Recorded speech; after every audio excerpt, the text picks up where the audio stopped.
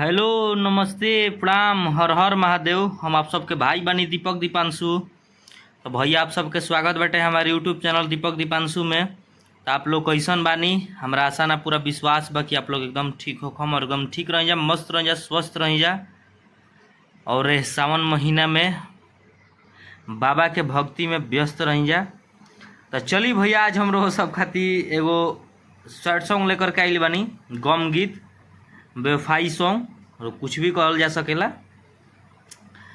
तो बहुत एकदम दर्द भरा, बहुत एकदम जबरदस्त मैटर बाटे, सैड सॉन्ग ह।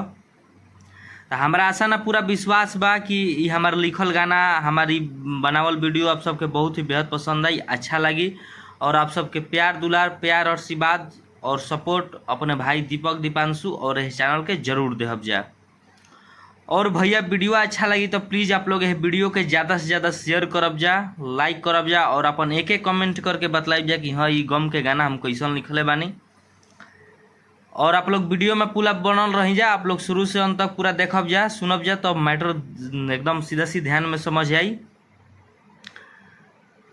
और जे भी भाई के हमसे पर्सनल गाना लिखवाए हो कि म्यूजिक बनवाए हो कि, तो भाई हमारे नंबर पर संपर्क करके अपन काम करवा सकल हम लोग, कम से कम खर्च में बेटर काम हुई।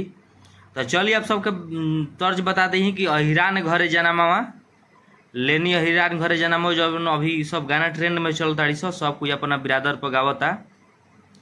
तो वही गाना पर, वही धुन पर हम एगो सैड सॉन्ग लेकर के आइल बनी। तो वो सबके ज़्यादा समय ना लेते हुए मुखड़ा के डमी करके सुनावता नहीं। कइलो वादा सब हम माटी में मिलइलू, पखिया पसारी जानू कहाँ चली गइलू। कि कइलो वादा सब हम माटी में मिलइलू, पखिया पसारी जानू कहाँ उड़ी गइलू। कि भरल जवानी रो रो के जियतानी, मुँह मोड़िए लेलू हो ना।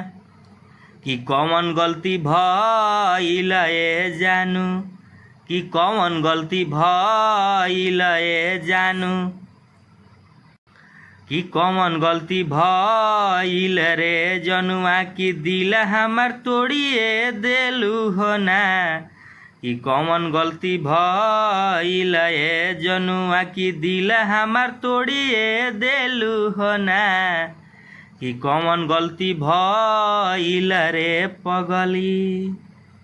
हमनी के मुखड़ा रहा, हमारी मुखड़ा आप सबके कैसन लागल आप सब कमेंट करके जरूर बतलाइब जा। अच्छा लगी तो प्लीज़ आप लोग ज़्यादा से ज़्यादा सपोर्ट करब जा, और अपन आशीर्वाद प्यार दुलार अपने भाई दीपक दीपांशु के और इस चैनल के जरूर देहब जा।